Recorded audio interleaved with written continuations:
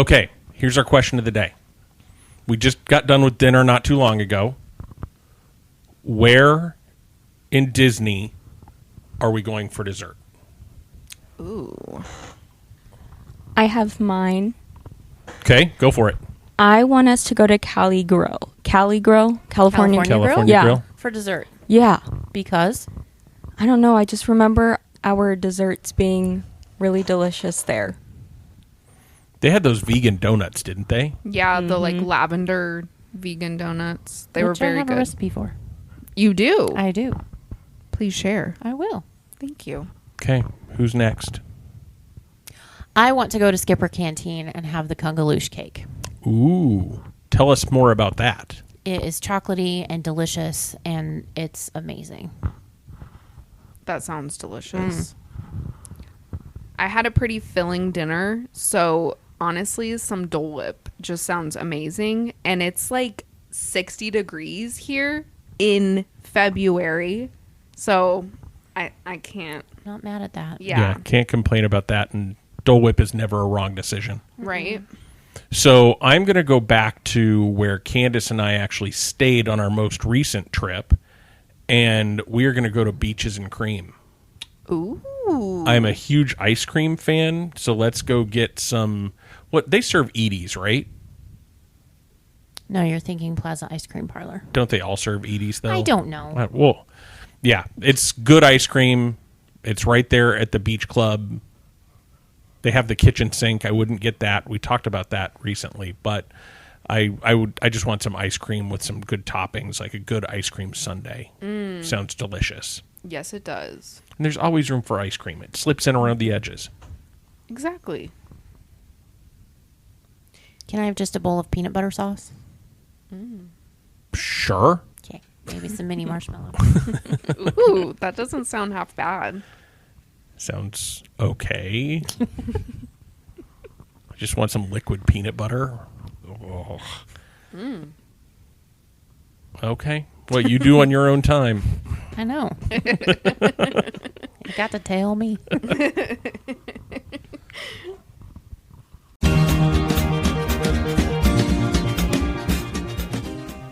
Hi, I'm Scott. I'm Candace. I'm Lacey. And I'm Lariah. Grab a drink and come hang with us at the Hangar Bar.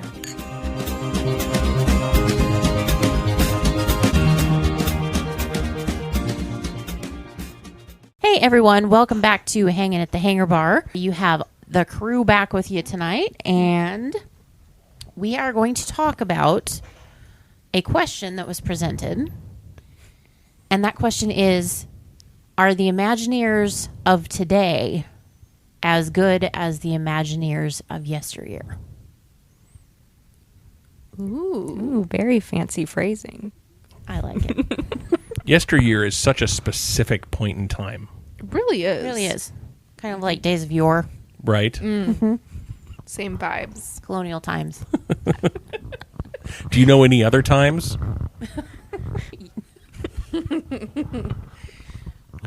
Yore and yesteryear. Yes. Okay, so let's define out Imagineering for a little for folks that might be new to Disney, might be new to our podcast. What is an Imagineer? So an Imagineer is basically the Imagineering or engineering genius behind Disney. They're the ones that create the rides. They're the ones that create the attractions. They're the ones that create all the technology that it takes to make all the things happen. And the thing that I love most about Disney Imagineering, and this has been from the very beginning, if the technology does not exist and they need it, they invent it, which I think is amazing. Yeah. So they do park set design, lighting design, theme park building, ride concepts, all the things that Resort you think hotels, of. They everything. build resort hotels. They are the builders of everything Disney. They come up with the ideas, and then they build new tech, and they use new tech to make experiences and that kind of thing. That's what Imagineering does. So don't think of we have to be careful not to link Imagineering with animation. Correct. They're two separate entities. And at some point, we'll talk about the history of Walt Disney Imagineering. I think we've touched on it in some of our... I think I may have even touched on it in a Falling Down the Rabbit Hole episode from a couple seasons ago, where we were talking about... where I was talking about the stock price of Disney and some of the things that went into there and how Imagineering got its start. But that's not what we're here for today. Let's just go around the room and answer the question. Then we can debate. Yes or no? Is Imagineering today as good as Imagineering from even 20 years ago or 50 years ago? Can I interject something just really quickly? You can.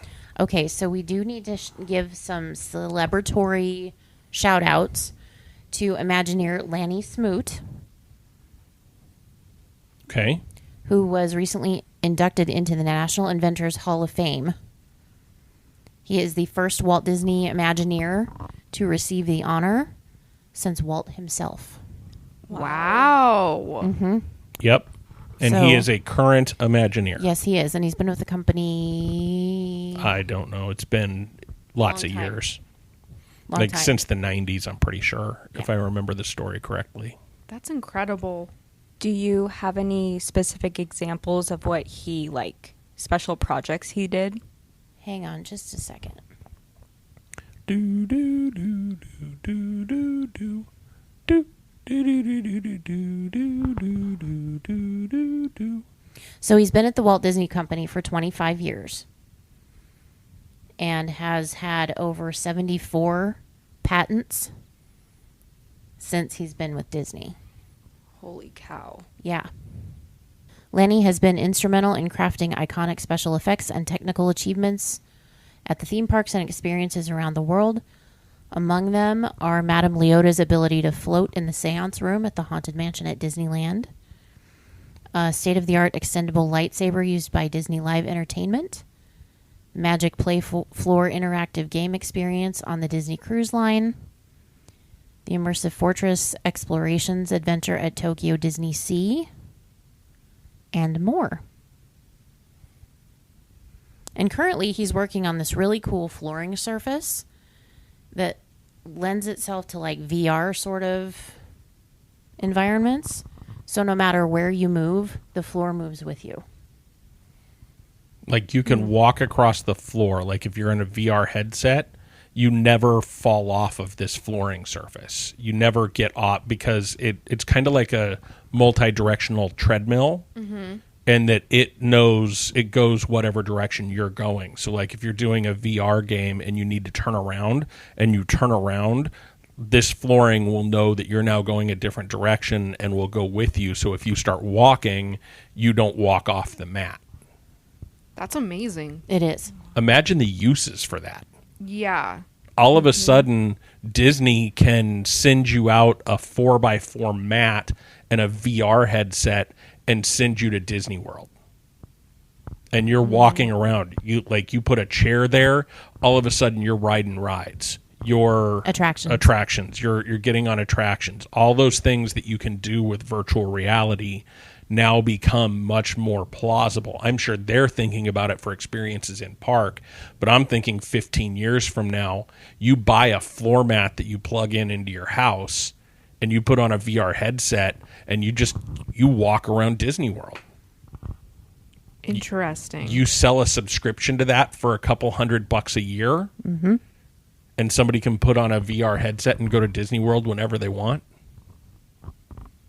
So I wonder if this floor is similar to a treadmill. It is. Okay. Very much so.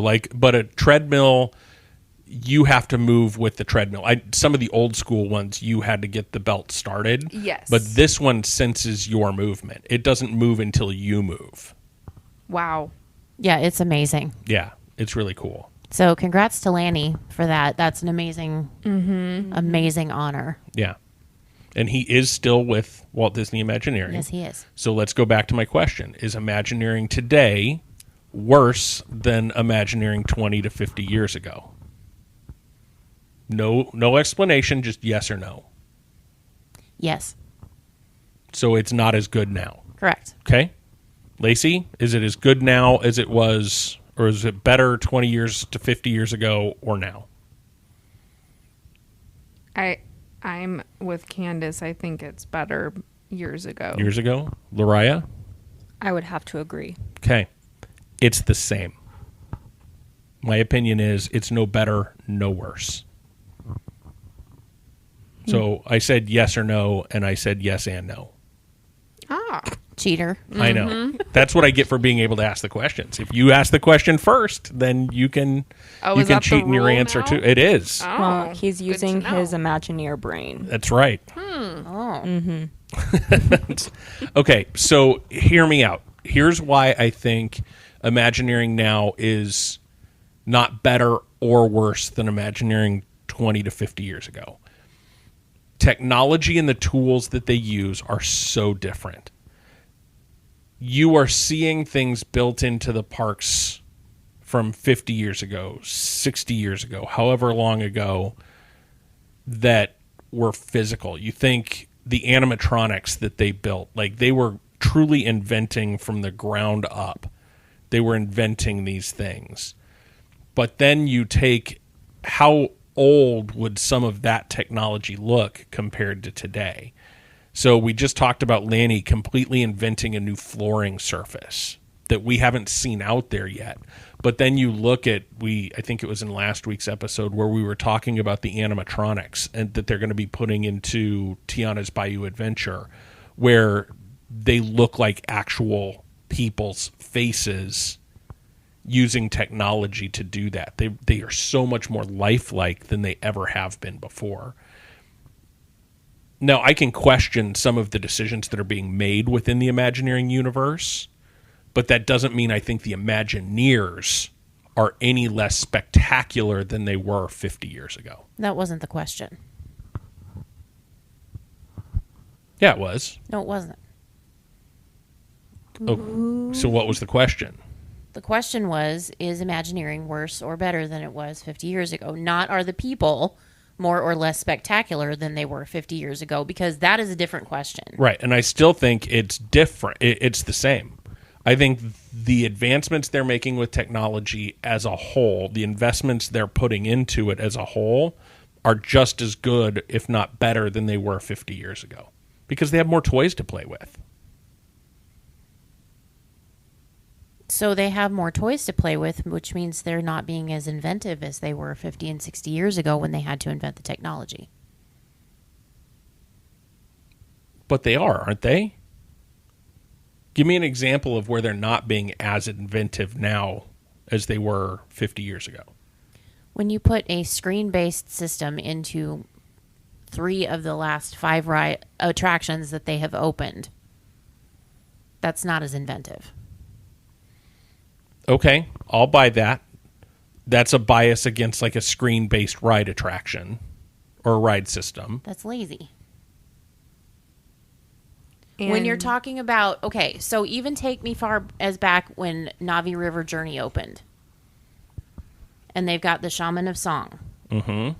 That animatronic was $30 million for just her. She's amazing. She looks like she is a cast member that is sitting there singing her songs and all the things for 14 hours a day. She's amazing.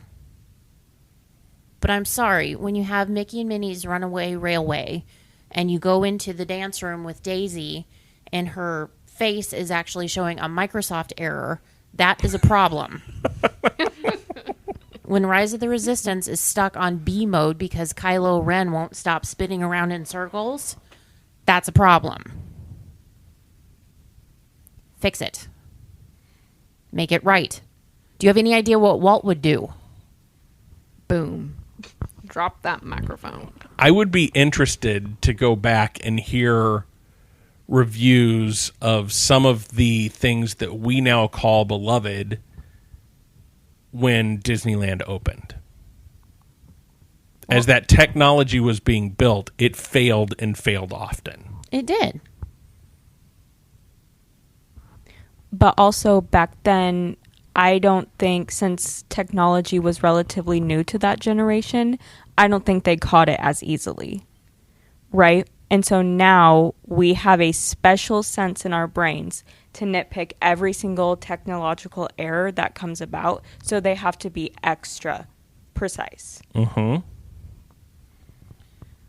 To domino off of your point, Candace, I said that the Imagineering from back then compared to now was better for the same reasons, because when I think about Disney World, the most memorable things about Disney World are the things that are not on a screen. And I mean, from like, okay, Soaring the ride. We all have our complaints about it, you know. Yeah. Laura and I went on Flights of Passage, and it is an amazing ride. I loved that ride. Attraction, excuse me. Ooh, Everybody drink. This season, every time we call an attraction a ride, you have to drink. Other way. Yes. Yes. Said it. Drink again. But, like, I think that, and you know, Disney is smart. I think that the technology of screens, because all of their newer rides now involve a screen, right? I can't really think of one, like, well, the new Tiana's Bayou. Mm-hmm. We'll see. That is sounding promising. But, you know, like you said, Mickey and Minnie's Railway. Mm-hmm. And then Remy. Remy. Guardians. Both of the rides in Galaxy's Edge. Yes. Smuggler's Run and Rise of the Resistance. Yeah, they are both pretty much screen-based, which I think it's the cheaper way to go. And I think that's why they do it. Go ahead. Okay, I just wanted to point out also, I know we've talked about this before, but list how many rides or attractions, excuse me, Drink. you just named off in the past 5 years since we were last there. Too fast. Slow down and pay attention to detail. Right? That's been my argument for a long time. But you also have things that people were whining about that weren't getting done fast enough, like Tron. Go to Universal. And here's the thing with that. So, yeah, we say, and go to Universal, but Universal, in the time since we were last there, brought from concept to almost till the next time we were in Orlando to full fruition an entire park with 5 new lands that are what they say are going to be as immersive as anything Disney has done in 5 years. Well, but I stand true. Take your complaints there then. I tend to agree with you. Right, people are right. Universal is still going to be that novelty that people go to. You don't see people decorating their entire house with Universal merchandise. Right. There might be people out there. I mean, the only one is Harry Potter. Right. That's the only. I'm sorry, but that's their only That's their draw. Yeah, which that's the only reason why I want to go personally. I'm a Harry Potter girl. I'm just saying, I bet they do a fantastic job there too. But with Disney, it's personal. With Disney is nostalgia. And so you're messing with that part of things when you complain about things not being done quick enough or up to your standards. You know what I mean? Yes. Yep. Mm-hmm. Well, and we've had this conversation before in past seasons, and it's kind of one of my hills that I'll die on every day. People expect perfection from Disney because Disney does perfection really, really well. But they've done that to themselves. I mean, they've set up that expectation for themselves because they do it so well. Mm-hmm. So when you don't get it, or there's not a perception of perfection, people complain. Mm-hmm. If you miss details and don't pay as much attention to them as they deserve, people are going to be able to tell. Yeah. Mm-hmm. So let's go back to the screen thing. I think Disney is striking... Again, so this pulls back into the Imagineering conversation. I think Imagineering is trying to stay as current and relevant with tech as they possibly can. If you build an entire attraction that is just a ride through with landscaping and animatronics, that at this point to probably 95% of the world will seem dated. It'll seem like Disney's being lazy because they're using old technology. But that old technology works. That old technology doesn't short out with a Microsoft error. Right. No, and I'm not disagreeing with the fact that they maybe have become a little too reliant on screens. They need to innovate in new ways. But I think also if you think about a ride like Guardians or an attraction like Guardians, okay, drink, I did it. Damn it. 3 drinks in I on know, this right? episode. An attraction like Guardians where they have a physical roller coaster that is just basically music and screen based and from everything that I've heard, not been on that attraction as of today when we're recording, everything that I've heard about that is the best attraction in Orlando. Which one? Can you repeat that? Guardians of the Galaxy. Okay. You think about Rock and Roller Coaster, which has no screens. It's all physical with paint and that kind of thing. Now take and add the element of being able to interact with the Guardians of the Galaxy characters and all of that while you're on the roller coaster, and they can do all these amazing things with the screens that are there. Not to mention, in 10 years when Guardians is no longer a popular movie franchise, it's easier for them to go in and update and say, hey, we're going to turn Guardians into X-Men or Deadpool or whatever. Don't crinkle your nose. You get the point that I'm making. I'm not an Imagineer. I'm not going to make that decision. It was the first movie that popped into my head. But like maybe they say Deadpool is more our speed now. It never will be. I'm using that as they'll never have a Deadpool person dropping F-bombs in the middle of an attraction and A rated R attraction. a rated R attraction. Remember our adults only night? They switch it to Deadpool. Oh, Right? yes. Yes, yes. And if they get the technology right, they have the ability to do that if they're using screens, right? You can, like, some of the physical elements could be interwoven into however you use those screens, but all of a sudden, all of your interactions with your characters are different. That's where I say technology. And maybe it's to the point of, like, you think about what we're seeing today from screen technology is version 1.0. They're starting to work towards version 2.0, 3.0. You mentioned Daisy from Mickey and Minnie's having that rear projected face on it. Whereas we were talking about last week, they're bringing in the animatronics that now are using the Frozen Ever After tech from Hong Kong?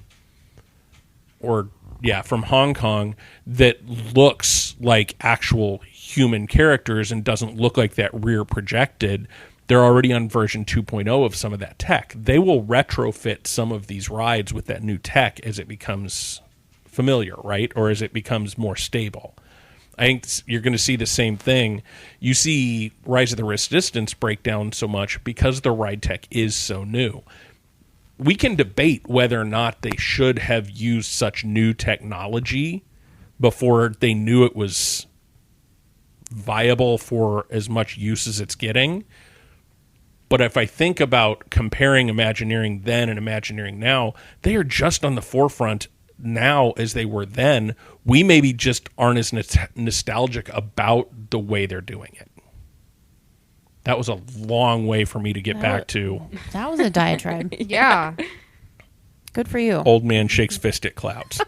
See, and I'm the old man shaking fist at the kids in my yard when I say this. Because, I'm 30 now, and I'm feeling it. Step back. Get off my lawn. But my Damn whole kids, thing, yeah.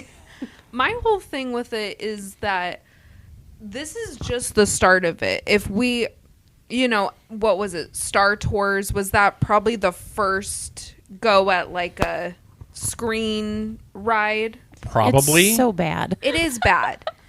But I'm just saying, okay, it started there in the 90s? Yes. Okay. And here we are today. And then, we have Soarin'. We had Mission Space. Awful, but kind of a screen-ish ride. I mean, if you aren't aware the things that you're in, to get the feeling of you lifting off, you're literally spinning upside down. Yeah, more like torture chamber. It is. Sorry, but But okay, so we progressed, and now we're here to like the newest one Laura and I have been on, Flights of Passage. That was intense. That was crazy.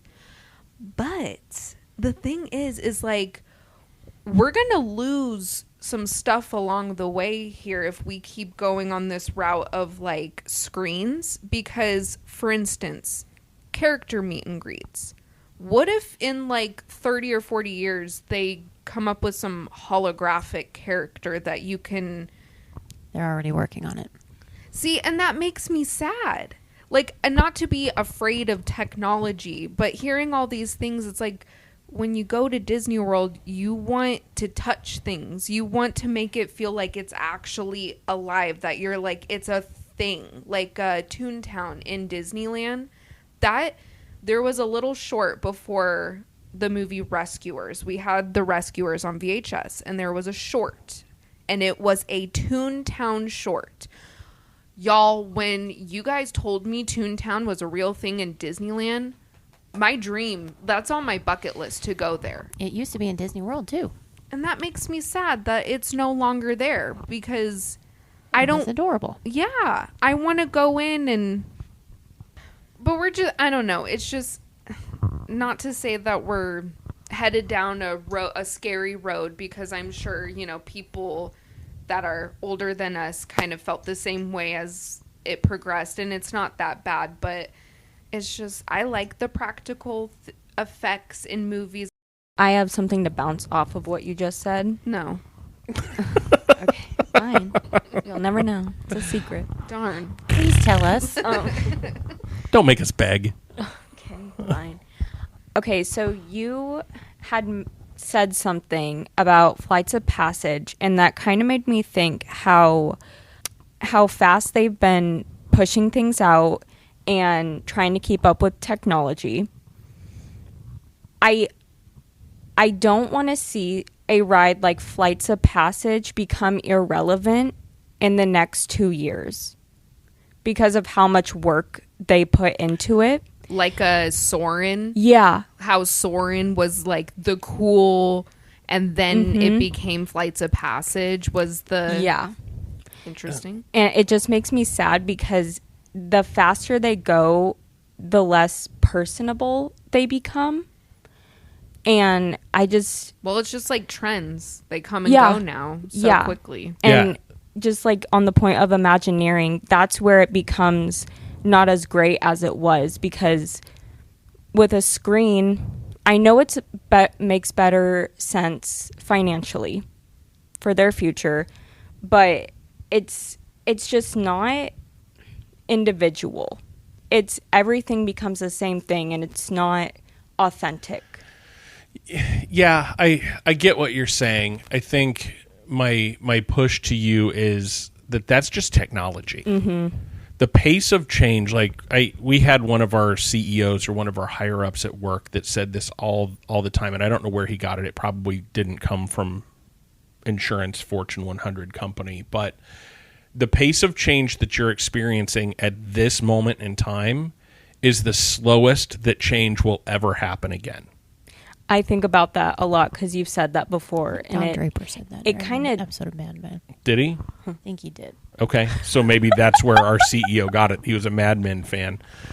But I could be wrong, but that sounds very Don Draper. But you think about it. So when the pace of technological change from the 1950s, when they were building animatronics and they were first figuring out how to put half a hippo to where it looked like a whole hippo on animatronic on the Jungle Cruise ride attraction, that was cutting edge, state of the art technology at the time. It was 40 years later before the first personal computer got put in somebody's home ish. Like 1980s, 90s was when personal computers were kind of hitting the ground running.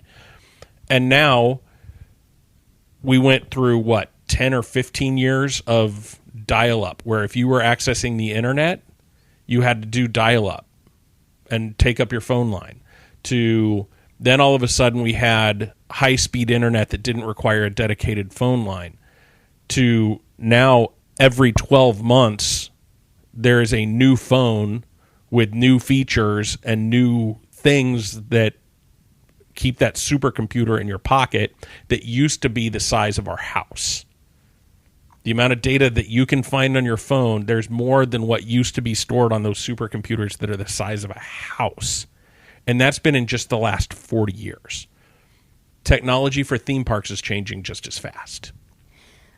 I get that. I understand. And that's just the consumer point, business point working together. But I guess my point is, it is with the rides, but it's also with Attractions.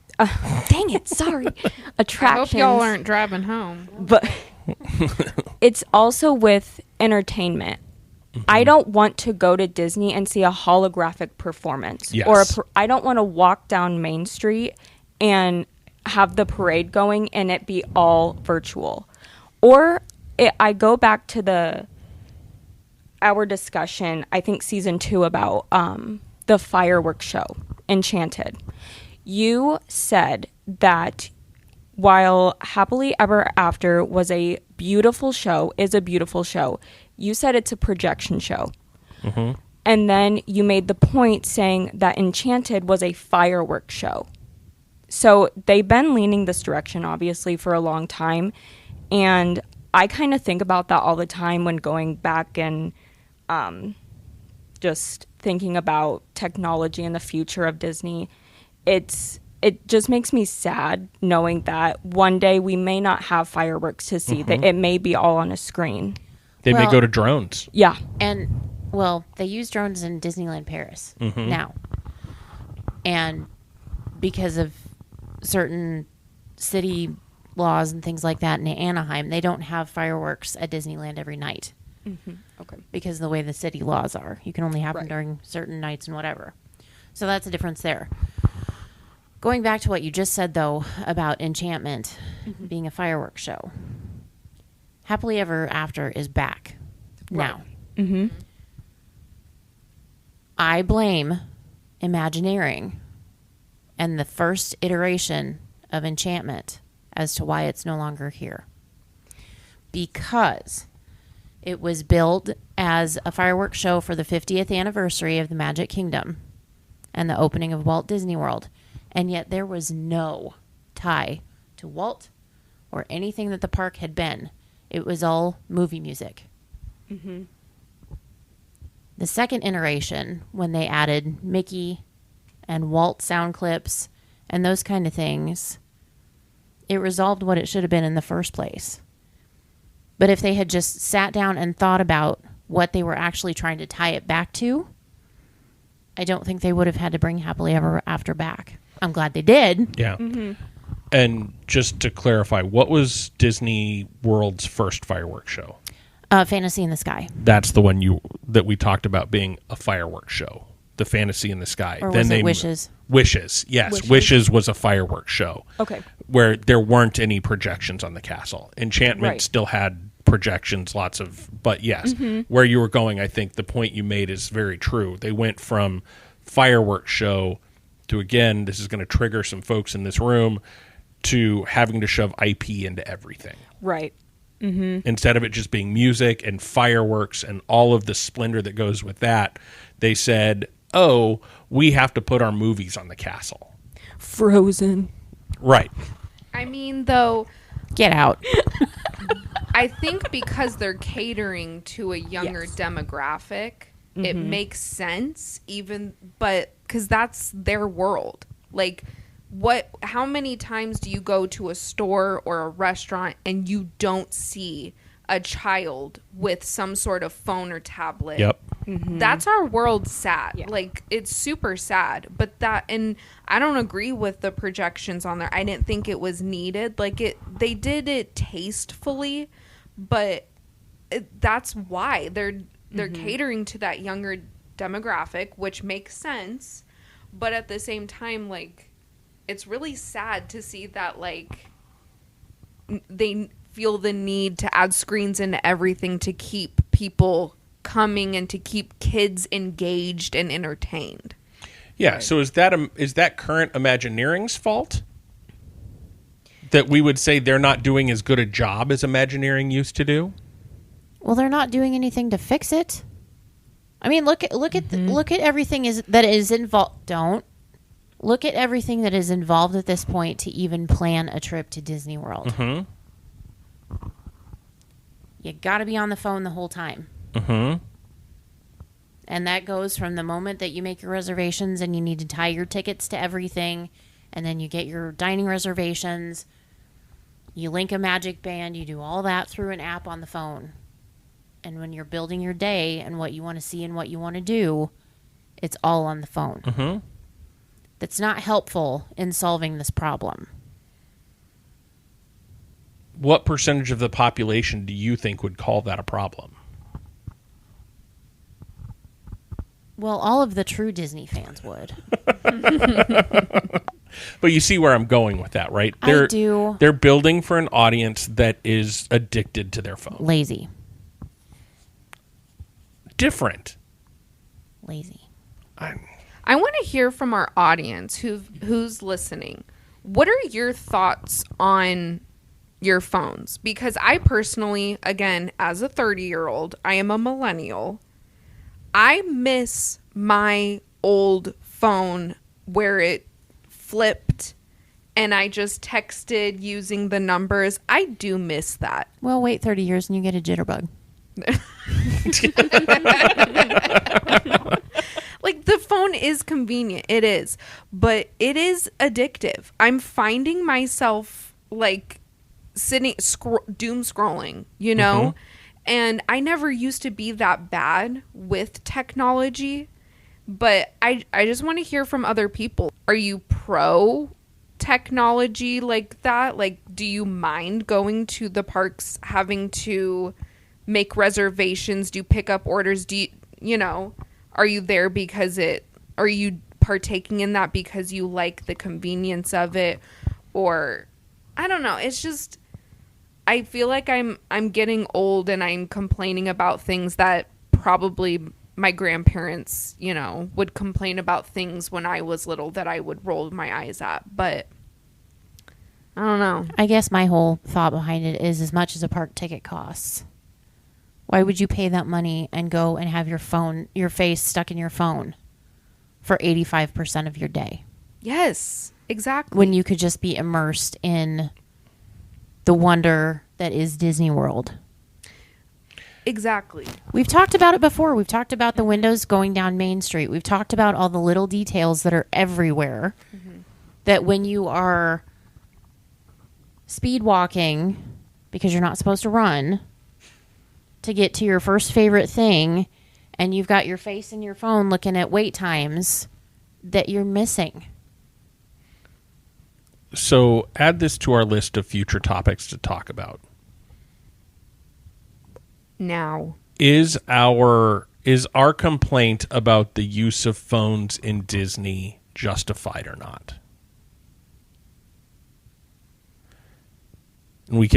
That's a topic that I think we could spend days talking about. Oh yeah, because I got other points, but I will save them for that day. You do. Because it just why I want to have that as a separate conversation outside of what we're talking about. Well, outside of us needing to move back to Imagineering is how much of that is our perception versus reality of how much time you actually spend on your phone. When you go to the parks, yes, you're fast, your lightning lanes, that kind of thing. You're planning your day or on your phone. But how much actual time do you spend on your phone?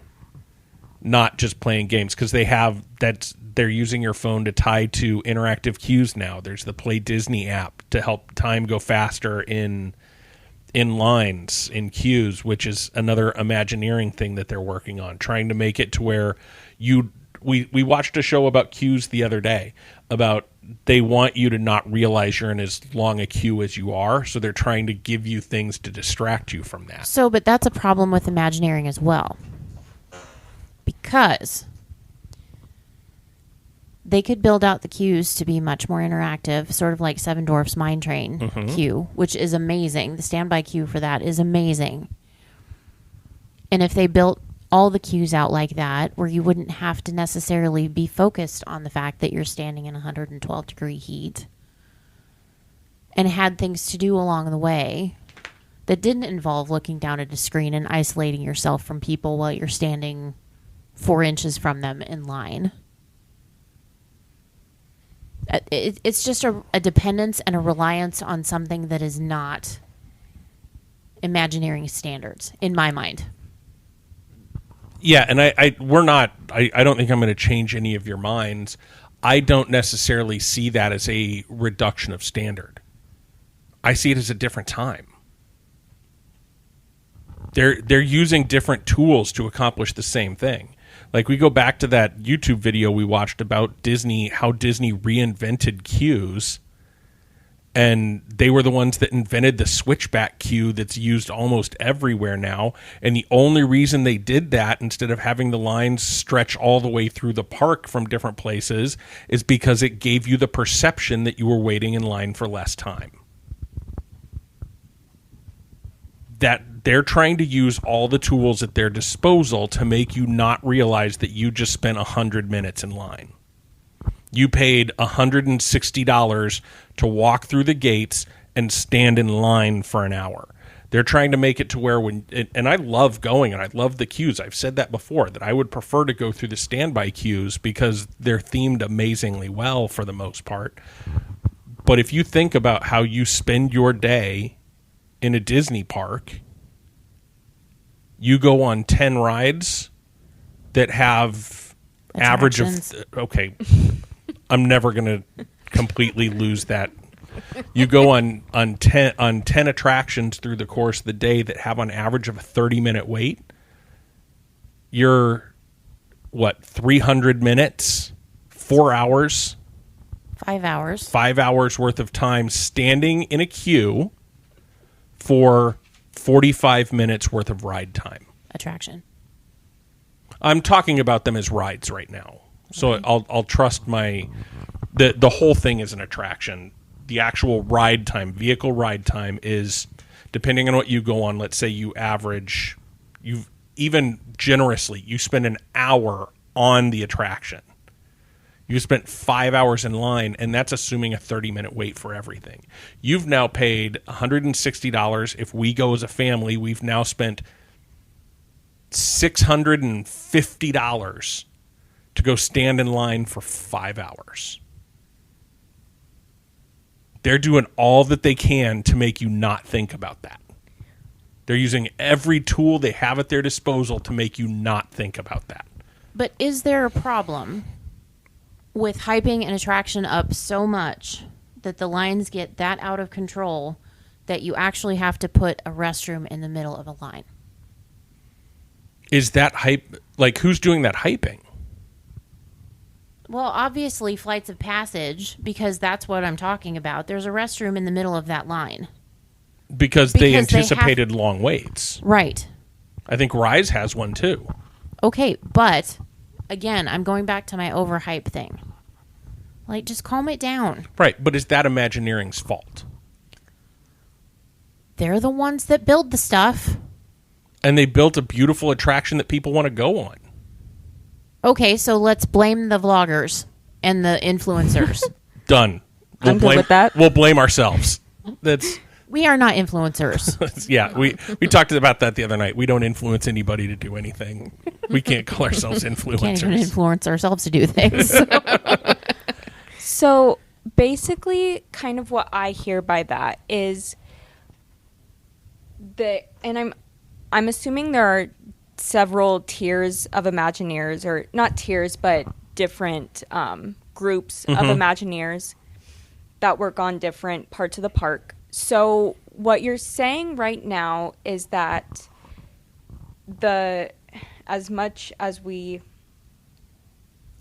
I don't know, I don't want to use the word dislike, but kind of are annoyed by the screens, we need to leave the Imagineers working on the rides alone for a sec and focus on the ones that are responsible for immersing you into the parks.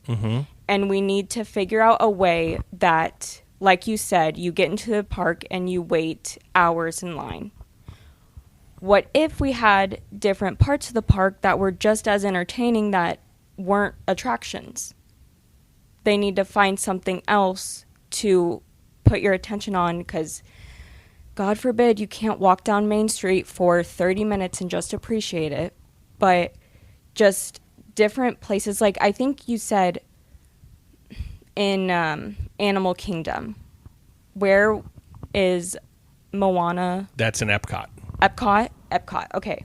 Excuse me. I was thinking just the first thing that popped into my head as you were talking about that. They are creating those. Then I also was Dino Land, right? That's not, there are attractions in it, but that whole area is one kind of separate part that is a whole attraction in itself. Or the Finding Nemo show. Yes. But we have discussed about that. We've discussed that they are getting, wow, it's late. It's been a long week. But they're getting rid of those live shows. I think, is that the Imagineering? Because then if it is, shame on you. I think Imagineering is responsible for, I don't know that they're responsible for the live entertainment, but they're responsible for the experience, right? Yeah. That's one area, and I don't necessarily blame Imagineering for that. I'm being kind of an Imagineering stan. That's a Bob Chapek thing that I will never forgive him for. There's a lot more that I will never forgive him for. He started pulling live entertainment out of the park really, really quickly after, while he was still chairman of the parks. He was pulling live entertainment out. Like, just, if nothing else, I'll never forgive him for pulling the Muppets out of Liberty Square. Yeah. How foolish is that? Made a pinch point. Me. Because that is live. Like I said, that was an attraction without it being an attraction. That was Disney pulling you in without you having to wait in a line, without you having to go on an attraction and ride an attraction. It was you putting yourself in the Disney universe just by being there and not having to take any further action. And that right there is the Disney magic. Exactly. And they got to not lose that. So I will agree with you all in that there are decisions being made within Imagineering that I don't necessarily agree with. The hotelification of the resorts is another one. All of the resorts are starting to resemble Marriott's. The color palettes, they're throwing in Disney touches here and there, but they are all starting to look like chain hotels. And that's because probably some consultant came in and said you could save $1 billion by using the same paint on every room. And this is the sleek look that everybody wants in a hotel, and somebody bought into it. But that's there's decisions being made to pull away from what made Disney that I think they're going to have to go back to. But again, I don't know that those decisions are being made within Imagineering. The work that Imagineering is doing is still phenomenal work that is based on the most current technology. Like, if you... Let me put it this way as we go back into thinking about Imagineering then versus now. Would you have wanted the original Imagineers to not build with the newest technology that they knew about because you were nostalgic for something that you saw in 1920? Yes. We never would have gotten animatronics. Oh, you said 1920? Yeah. Oh, no. Yeah. So Sorry. basically, if we compare Imagineers today to somebody 50 years ago, an Imagineer in the 1950s, their frame of reference would have been the 1900s. Would you have wanted them to stick to that technology and not ever grow and only improve that technology? Or so then extrapolate that to 2024, we go back to 1970s, 50 years ago. Do you want them only to stay true to the technology they knew about in the 1970s? So they're doing the best they can with trying to keep up with the pace of change and the pace of technology that they have now, building things like floors that they're going to be able to build fantastic experiences off of that you can never fall off of. I'll figure out a way. That 100 years ago, 70 years ago, 50 years ago, 20 years ago wasn't even a thought of imagination yet. And they are building it. They're patenting it. Like the fact that no Imagineer, like I was going to bring that guy up anyway, because the fact that no Imagineer has gotten the Inventor of the Year award since Walt in the Disney company tells me Imagineering's doing something right today. Yeah, I agree, but also Imagineering doesn't always have to do with inventing something. No. It has to do with, like in Morocco, them painting the back of the Tower of Terror attraction to fit in with Morocco. And I think that is the basis of what they're losing passion about. Yeah, and to your point, I think that's where speed is killing. Yeah. Because they're not spending as much time. I think they notice those details. They just have to move so fast they can't deal with those that's details. The problem. Yeah. That is where they are not being as precise, and that is not Disney to me, but it's also the consumers as well. Because What we demand. We just want things at our fingertips so fast, it saddens me Yeah. so much. I was in Disney World yesterday. Why don't they have something new today? Right. That's why when they talk about Universal's Epic Universe, everyone's like, that's going to take so much away from Disney. No, it won't. Disney's still going to have 6 of the top 10 theme parks by attendance in the United States, even after Epic Universe. It's going to happen. People go to Orlando for Disney. Yeah, there's a subset of people that go to Orlando for Universal, but it's not nearly the population that Disney has. Well, and like the people who go back to Disney, those are the people that we see in line. Like your shirt, when we were standing in line for Spaceship Earth, there was a family of people maybe a little bit younger than you. I think the mom maybe around your age or so, and she had a couple of kids who were probably preteens, something like that. And Scott was wearing a Carousel of Progress shirt. A very underrated ride, Attraction. Well, look at us go. And she absolutely loved his shirt and said, "Oh my God, where did you get that shirt? I need that shirt." Those people go back because they like the original stuff. So, like, if the next time we go back, like you guys are going back, how many new rides are you going to be able to ride? That's insane. That's a little too much. You know the funny thing about that shirt?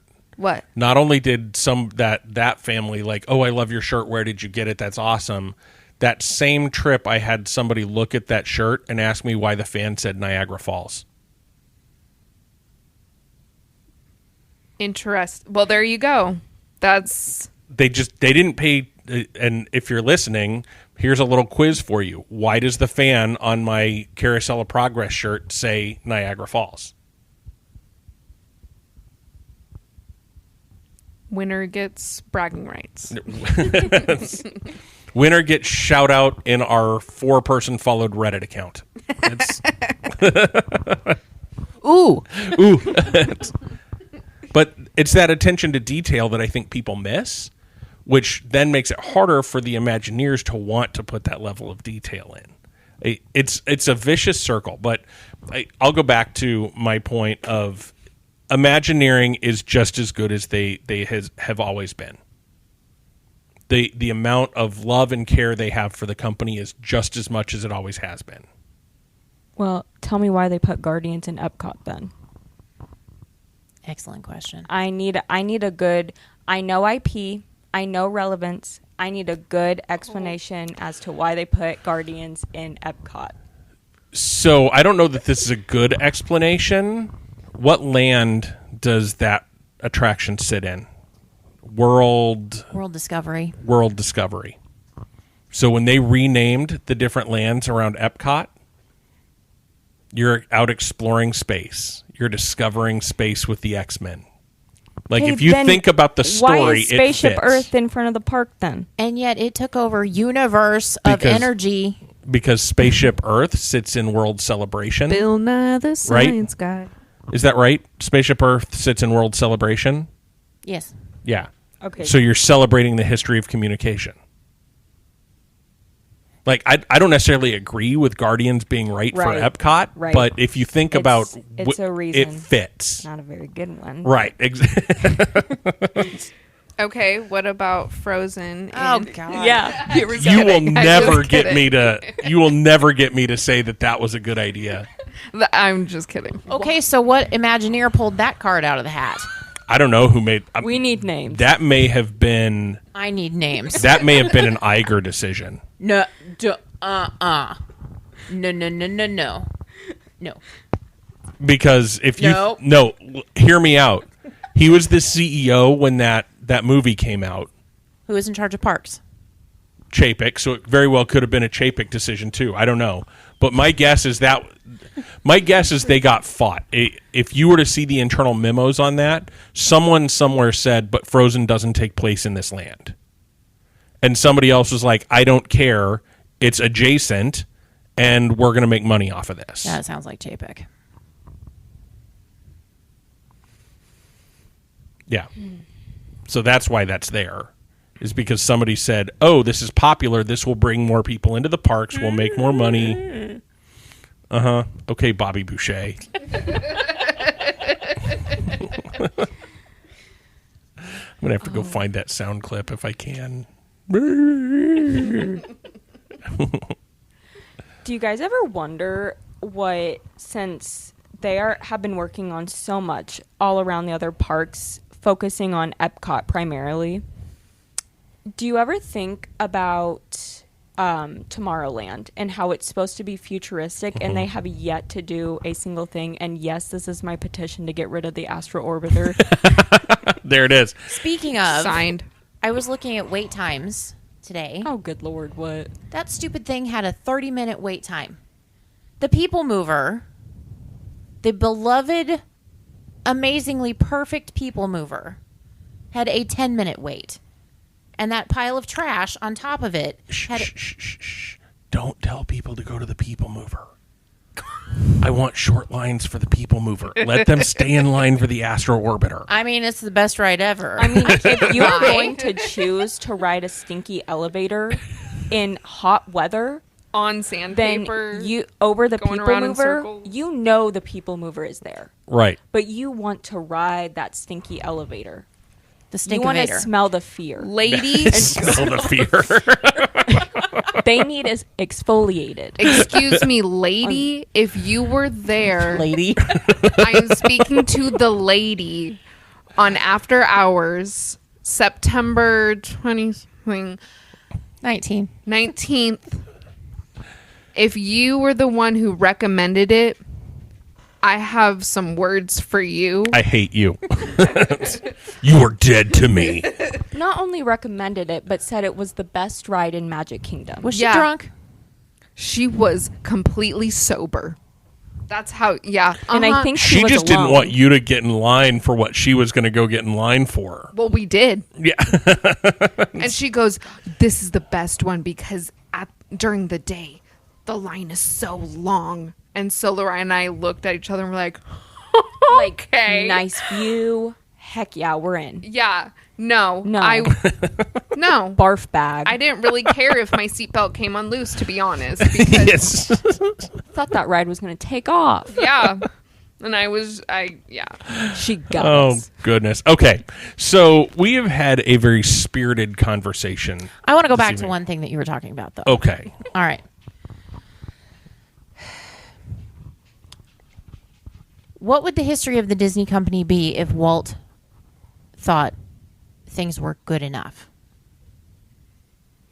I don't disagree.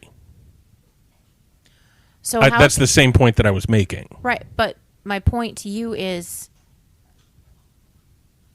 if the Imagineers are having trouble wrapping their heads around why they need to pay attention to detail because it's good enough for the people that are walking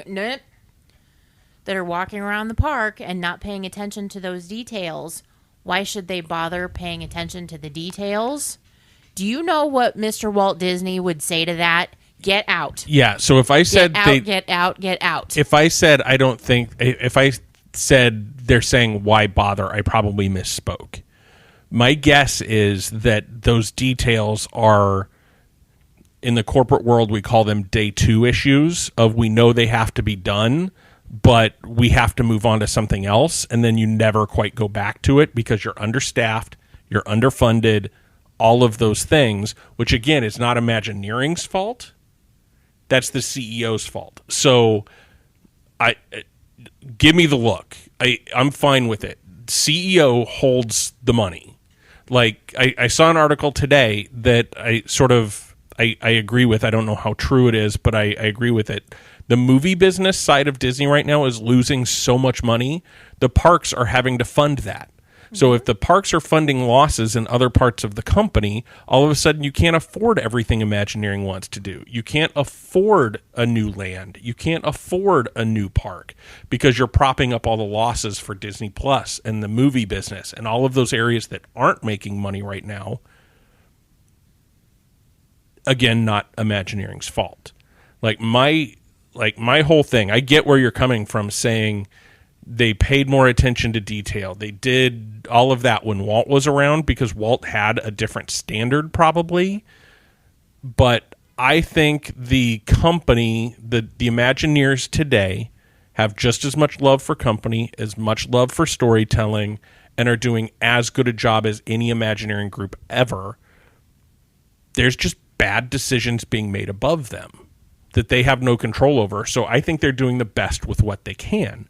I can't say they're doing worse than Imagineering before, which is my point. I wouldn't say, no, they're not as good as they were before. I get why you say they are, but I put the blame somewhere else for that, not on Imagineering itself. So, and we've talked about this before too, and I think probably this is a consumer issue more than anything. But the speed at which stuff is getting cranked out, and that goes the whole gamut of Walt Disney Pictures, Pixar, Marvel Universe, Star Wars. New attractions, everything is moving faster. I'm just talking about the movies. Okay. But the speed at which all of that is getting cranked out, I think, is losing a lot of the magic of, oh, good, it's a Disney movie. We haven't seen one of these in a while. Let's go. And then, like, you're coming out with things like Elemental, which, don't get me wrong, it was a cute movie. It was a good, it takes it back to Romeo and Juliet, basically, which is supposedly the best story ever told. Done the right way, it absolutely 100% is. But I think they're almost bordering on too much of the obscure concepts and not to what they're really truly good at. And I think they're just doing it too fast and it's too experimental and people are being like, what? It feels like when Disney MGM Studios turned into Hollywood Studios. It feels like they've lost their way and they don't know who they are anymore. This is probably another topic for another day, but I blame shareholders for that. Hey, we do what we can. Okay, let me rephrase that. I blame mega shareholders for that. I'm not there yet. Because what does a shareholder want out of the company? Profit And lots of it. Right, but if you don't do things the right way so that you have to not have profit, that's a problem. Right. Where I was going with that, though, is how do you increase profit in movie business? You don't do it by making less. You should do it by making better. They're trying to do both. They may not be doing a good job at that. Again, that's not an Imagineering conversation, but they are trying to do both. But it's one of those things. They're like, let's put out 30 movies this year, or let's do a movie a week this year between all of our studios. Maybe half of them will hit. Versus when Walt was making movies, he would spend 18 months, 2 years on a single movie when it was just an animation studio. Can you imagine how quickly Iger would be run out of town if he said, hey, we're going to go back and we're going to release 2 movies that are 1 movie per studio this year. We're just going to make sure we get them right. Can you imagine how quickly the shareholders would throw him out of the company? They would be wrong. But it would happen. Because it's all about making money.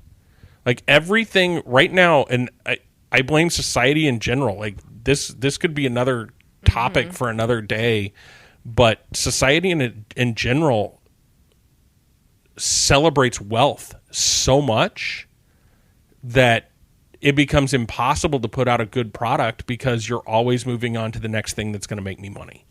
And that I was going to say, I think it's our society now, especially with internet, social media has a big role to play, I think, because bringing back to the phones too in our hands, people are taking pictures and, the purple wall at Disney and trying new foods. There's this TikToker that is asking their followers to fund their trip to Disneyland to try food there. And it's like, I think that has a big role to play in that too, to where us as consumers, we want because we want things now. That's our world. Like stores are starting to die off because people are online shopping. I mean, I'm guilty of that. It's, every day, Candace, every day. But it is. It's collectively everybody's fault, and we all need to realize that, like, getting things now quicker, all of that isn't always better. Yep. And who is the one to stop it is the big question, Yeah. We as a society have to get over that love of being seen. Because you think about Instagram, like how many people, like how much food is Disney creating right now? Just again, tying this all back to Disney a little bit. How much food are they creating just so people can take pictures of it? I think a lot of it, because we've even seen reviews of things where it says it looks great. It's very Instagrammable. It makes a beautiful picture. But the quality is not what it should be, and it tastes terrible. And all of a sudden, that picture goes viral, and what would be a $5 million advertising spend generally becomes free to Disney. That's why they let the people walk around with their cameras in the parks and go on ride or attractions with their cameras. And that's why you see so many influencers in Disney, and Disney doesn't shut that shit down. Because it's annoying to see them in the park. They get in people's way. They're eating on trash cans. They're all those things that we kind of complain about. But Disney wants them there because that's a lot of free advertising that drive interest in their parks. Mm-hmm. And again, we as a society eat that up. We're like, oh yeah, I'm going to follow every Disney influencer I can because I like the pictures they send because it makes me feel like I'm there. Mm-hmm. I've long said, like, we'll wrap this up here. I've long said that give me a VR headset and a subscription to walk around Disney World whenever I want. I'm never watching an influencer on YouTube again. They need to figure out how to make snacks. Well, yes. How to make snacks. Yeah, like where you could walk up to, say, for example, Sleepy Hollow refreshment stand. And you would actually get a snack. And you would get like a snack. A 3D printed snack. Well, I don't want to eat 3D printed stuff Gross. unless they can print food. Right. That's what I'm saying is 3D print food, which I don't even want to imagine like the chemicals that would be involved in that. No. Oh, we're going to get there one day. Yeah, or like pills Yeah. that taste like whatever it is. Hydrate this and Gum or something like Willy Wonka. Oh, yes. Yes. Yeah. crossover we never knew that we Right. wanted. Willy Wonka is in Just- charge of Disney World. Yeah. Just No. don't let it get to the blueberry pie. You be quiet right now. Just don't let it get to the blueberry pie. No. Okay. So this was a very spirited conversation. It was a fun one. Did we get the question answered, Yeah. though? I feel like we kind of went all over the place. No, we totally did. Everybody answered the question at the beginning, and then we discussed. Lots well, of things. you all ganged up on me and told me I was wrong, and I told you all were wrong, and it is what it is. It's opinions are like a-holes. Everybody's got one. Imagineers are very much appreciated. They Yes. They are amazing people. We could not have anything No. without them. They are stellar. They're geniuses, every single one of them. Mm-hmm. And we love them very much. are. Yes, they're doing amazing work. Amazing work. We get the luxury and the privilege to nitpick and sit back and look at the work that they do and judge. I wouldn't want any of them judging the work I do every day. That's for sure. No. But again, congratulations to Lanny Smoot on his installation. Yeah, I can't wait to see how some of that stuff comes into play in the very near future. Yeah. He's changing the world. Yeah. Okay. And with that, check out our socials, interact with us. We asked you a couple questions during this episode that we want you to come talk to us about. Do that on Instagram, Facebook, probably in the YouTube comments. Wherever you want to interact with us, we want to interact with you. And remember, there's a great, big, beautiful tomorrow. And we'll see you real soon.